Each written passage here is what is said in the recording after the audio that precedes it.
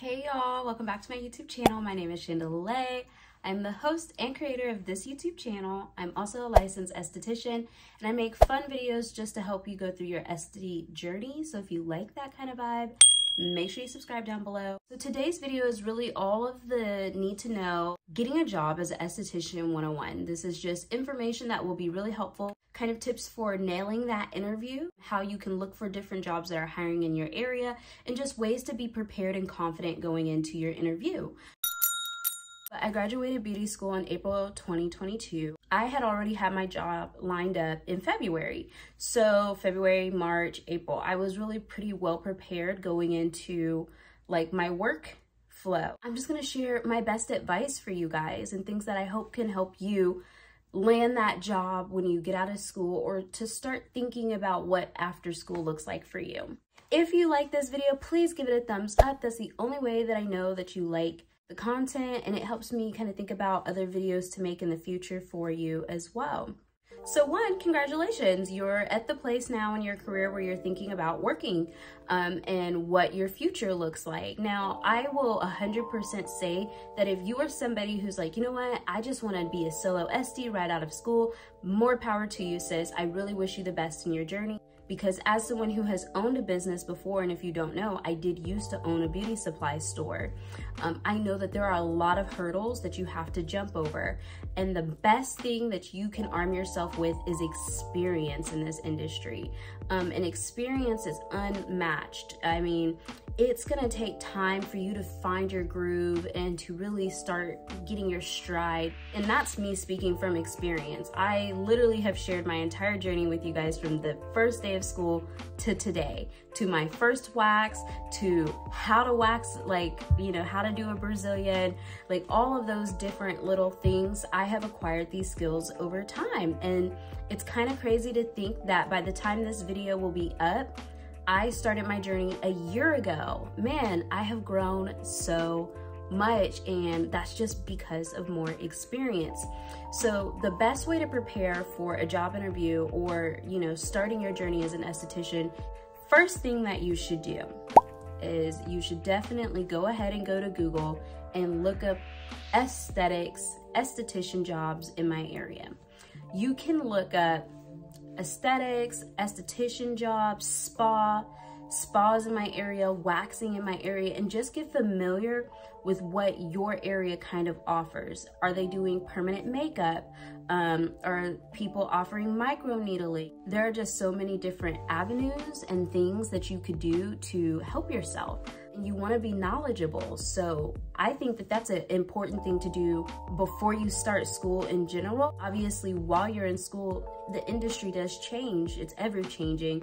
So keep yourself familiar with different jobs that are interviewing. Really great tool to use is Glassdoor. You can go to Glassdoor and look up a specific career and see what is the average medium range for pay, the income, what can you expect? Because if $12 an hour isn't something you're going for, you may want to arm yourself with like a medical aesthetics.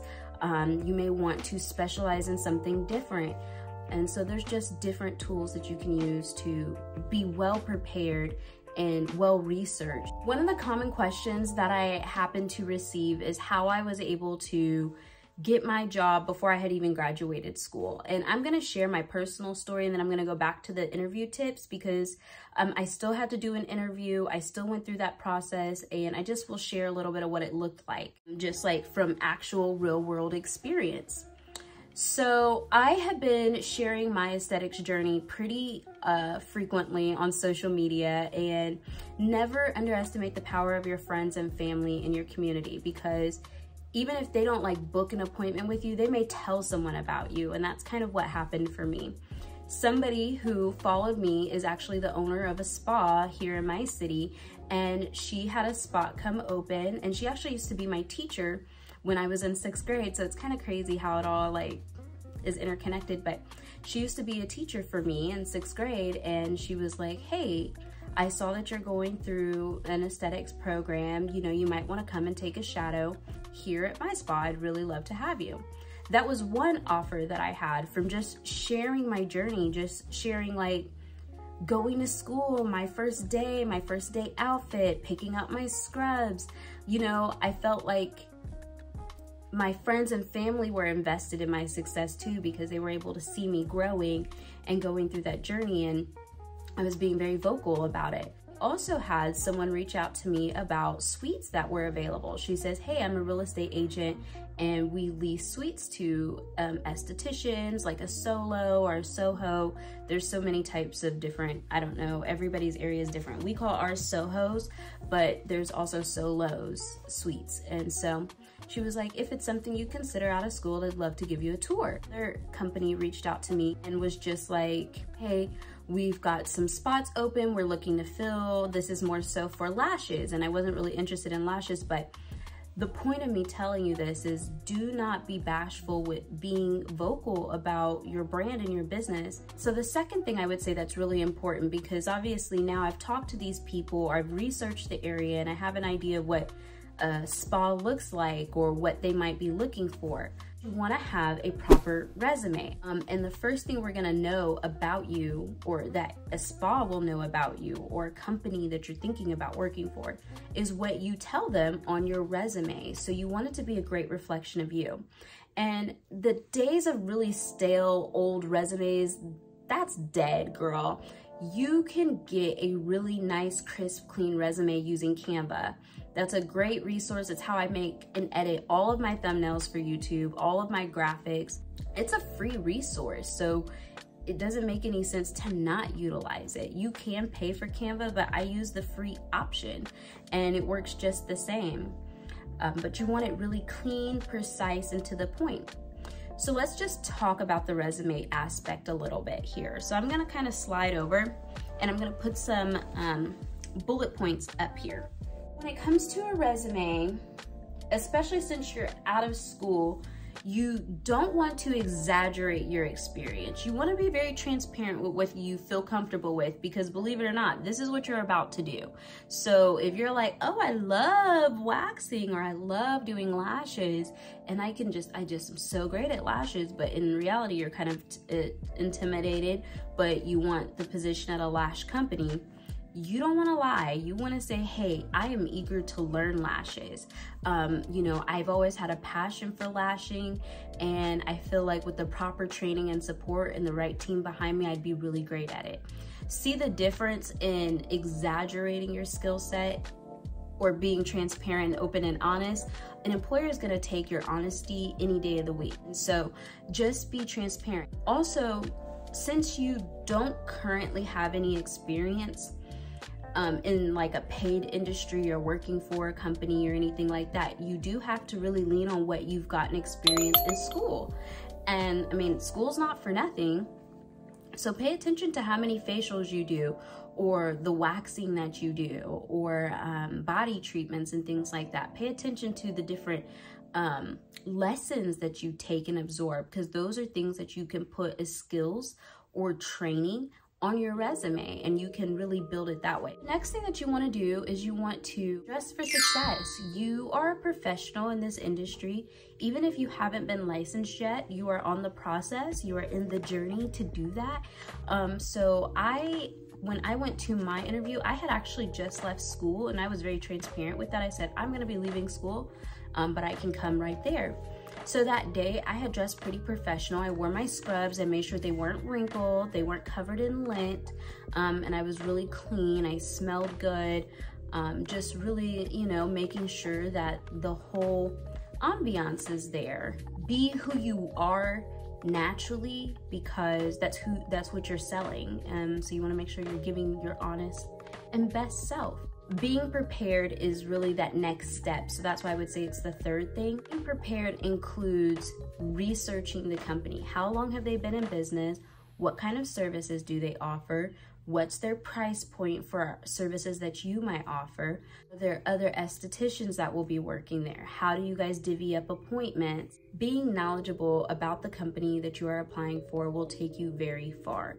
And just seeing, like, does that fit your vibe? Because as much as it is an interview for if you're a good fit, it is an interview for if they're a good fit for what you want to achieve. That is a big reason why I chose the spa that I worked at. I had shadowed while I was in school And the way that I had shadowed was I had just reached out to places and I would say like, hey, I'm an esthetician who's going through the aesthetics program at such and such school. I'd really be eager to come in and just shadow and take a look and see like, would it be a great opportunity in the future for me to work there? And they will either tell you yes or no. I had multiple people tell me no. The sooner you prepare for that, the better. Leverage your school. I had many mentors and teachers that I use to this day. So that's how you can ask to shadow, and the school should be helping you connect as well. They have something called job placement rate. Okay, so check me out, right? You've selected a school. One of the things that schools are required to do is keep track of their graduation percentage, their job placement percentage, and their licensure, which means that this school, it kind of shows the school's ability to actually help their students be successful. Like, are people going through this program and actually graduating? And if they graduate, do they get their license? And if they get their license, does this school ensure that they can find a job? So it's the school's best interest to make sure that you get a job as well. Whether you work for yourself or you find a job, you should be feeling supported by your school. So if you don't feel that, when you go, then you need to be talking to them about it, because that's going to impact their credibility. So when you go to an interview, you want to make sure that you are asking the right questions. And I kind of hit on this a little bit before, but the right questions look like, what are the hours expected of you? Are you able to make your own schedule? Is back bar something that you're paying for? What exactly are you going to be paying for? Or how are you getting paid? Is it commission based? Are you making an hourly? Are you making any money if you sell retail? Is there walk-in traffic that can help you build your clientele? Do you have to sign a contract? Like, all of these things matter when it comes to giving a company your time. I can tell you the one thing that you definitely need to expect when you go on an interview for any spa is you should expect to perform some type of service. I did not know that. My school did not tell me that, girl. So when I went to a couple interviews, now after the first interview, I was like, okay, we're doing a job here. But they want to see your skills, so be prepared to kind of show off a little bit, peacock a little, girl. You know, show them your technique with facials. Even this would be a great tip that I would have really loved to have known. If you're going, take a few products that you're familiar with to do a basic facial, because if not, you may be working with products that you're not familiar with, and that can kind of really throw you off your rocker. I know that that's what happened to me. I went and I had to use a set of products that I had never used before to do a facial. Now, luckily, we all know facials kind of have the same gist, so I was able to like clunk my way through it, but I would have felt way more comfortable if I would have just like a small little tote with like some cleanser, toner, you know, some type of exfoliant, maybe some enzyme, a mask, and some moisturizer, sunscreen. Like, you may not even need moisturizers and sunscreen, but just bring some products that you know and that you're comfortable working with, because you will definitely 100% without a shadow of a doubt have to show some type of comfortability with services and also being watched while you do it. And I think that's why school is such a great prep, because that's literally how we get graded. And I know that's how you're getting graded. So yeah, those would be the things that I would highly recommend. So just kind of starting again from the top, doing your research, having a proper resume, and knowing a little bit about the company before you go are all things that'll help you be really prepared, asking the right questions, leaning on your resources that you already have, like your school, friends, and family. And then going out there and searching, and then being prepared and ready to show off your skills. And I am 100% happy with my decision to work somewhere. I love everybody that I work with. I feel really supported, and I feel like people are just as invested in my success. And so I don't feel like I'm out here alone trying to figure it out. And I think that, just kind of going back to the beginning of this video, experience is key. When I finally get to a place that I'm ready to open my own solo esthetician spot, I will have so many things figured out, like companies that I want to source my products from, companies that I want to use skincare from, pricing, branding, all of those things, because I'm currently doing it with a little bit more of a cushion. So if you guys like this video and you found it helpful, let me know. I can definitely do a part 2 because there is always more information I can share. If you have questions, let me know in the comments section down below. What was your first job like if you're a current esthetician? We would all love to learn a little bit from each other.